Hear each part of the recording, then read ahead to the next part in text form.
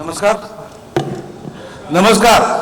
महाराष्ट्राचे आराध्य दैवत श्री छत्रपती शिवाजी महाराज इथे जमलेले महापौर PCMCचे नवनिर्वाचित महापौर रवींद्रजी लांडगे साहेब, त्याचबरोबर प्रशांत चितळे साहेब, शत्रुघ्न काटे साहेब, त्याचबरोबर इथे असलेले जमलेले निलेश निकम सर, आदरणीय शिवतारे बापू, सर्व नवनिर्वाचित नगरसेवक व सर्व माझे मराठा बंधू, त्याचबरोबर देशाचे नागरी उड्डयन मंत्री माननीय नामदार मोहोळ साहेब येतोय.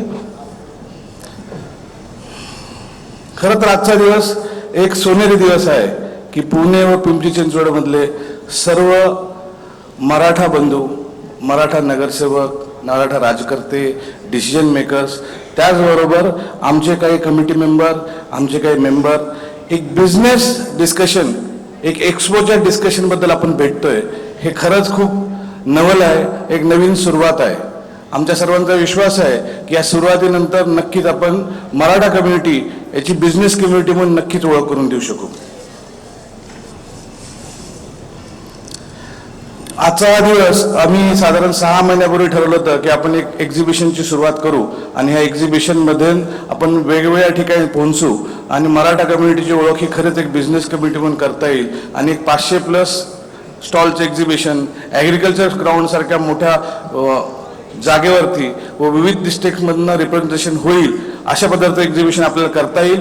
याच्या सगळ्याची सुरुवात माझ्यासोबत मी एकटा नाही आहे, तर साधारण 150 ते 200 लोक आमचे काम करतायत आणि ते प्रत्येक चॅप्टरवरती आम्ही 20-20 लोकांची टीम केली होती आणि प्रत्येक चॅप्टरवर त्या सर्व लोकांनी काम केलं आहे. हे सर्व लोक हे पुणे आणि PCMC मधले उद्योजक आहेत आणि त्यांनी सगळ्यांनी मन भरून काम केलं. त्यामुळे आपण हा आजचा दिवस बघतोय जिथे आपण सर्व मान्यवर इथे एकत्र राहिले आहोत. खरं तर कम्युनिटी बेस्ड ऑर्गनायझेशन करायची का आणि कम्युनिकेशन बेस्ड ऑर्गनायझेशन करणं गरजेचं आहे का, असं आम्ही 14 लोकांनी बरंचसं मंथन केलं. बरेचशा लोकांनी बरेचसे प्रश्न केले. क्रीडाई आहे, MBO आहे, यातल्या लोकांनी विचारलं की तुम्हाला अशी कम्युनिटी बेस्ड ऑर्गनायझेशन करायची गरज काय आहे का. साधारण 10 ते 12 वर्षापूर्वी जेव्हा याची सुरुवात झाली तर खरंच याची गरज आहे.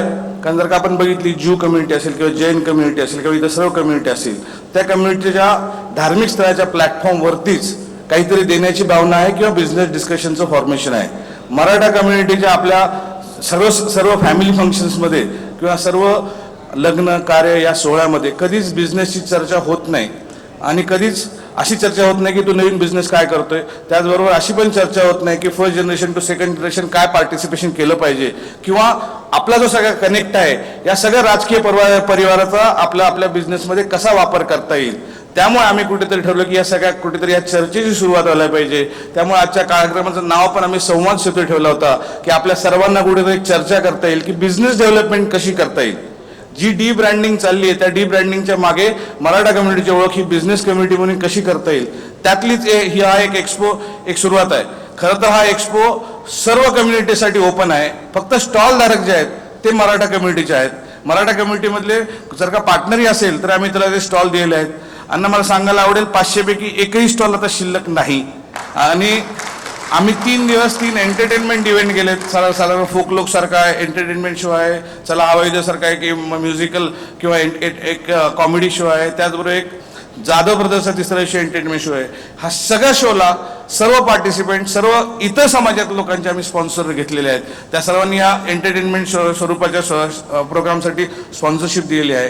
आमचे सर्व स्टॉल गेलेले आहेत. साधारण आम्ही 1.5 लाख लोकांचा फुटफॉल इथे एक्सपेक्ट करतोय की साधारण दररोज एक 50,000 लोक असतील. सर्व डिस्ट्रिक्टमधल्या लोकांना आम्ही स्टॉल दिलेले आहेत. सर्व सेक्टरमधल्या लोकांना आम्ही स्टॉल दिले आहेत. त्याचबरोबर आम्ही तिथे काही टेबल स्पेस उपलब्ध केली आहे. ती नॉमिनल 5,000 ते 10,000 कॉस्टमध्ये आम्ही 50 ते 70 टेबल अवेलेबल केले आहेत. ते आम्ही सिलेक्शन बेसिसवरती देणार आहोत.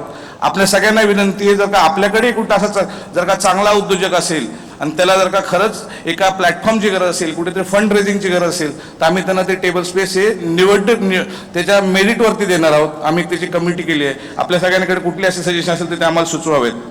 नेटवर्क बिल्डिंग करावी, त्यामधनं आम्ही काही मेंटोरिंग सेशन पण ठेवले आहेत. जे तिथे एक आम्ही 1,500 लोकांचा हॉल केला आहे.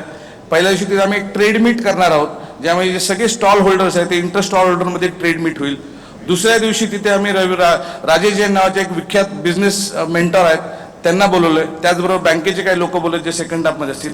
तिसऱ्या दिवशी आम्ही काही शार्क टँकमध्ये लोक आहेत जसे लेनकार्डचे वगैरे किंवा अशा ठिकाणचे जे फाउंडर्स आहेत त्यांना आम्ही बोलवले जे फर्स्ट हाफमध्ये असतील आणि सेकंड हाफमध्ये आम्हाला टाटा महिंद्रा म्हणजे ॲटो क्लस्टरमधले जे परचेस टीम आहे आपल्या सगळ्यांची ह्याच्याबद्दल आम्हाला मदत हवी आहे की ॲटो क्लस्टरमधले डायरेक्ट जे लोक परचेस करतात आणि जे हेड आहेत ते लोक आम्हाला कसे अवेलेबल होऊ शकतील आणि ते आम्हाला या ठिकाणी ट्रेड मीटमध्ये आमच्या पार्टिसिपेंटला कसा हेल्प करू शकेल.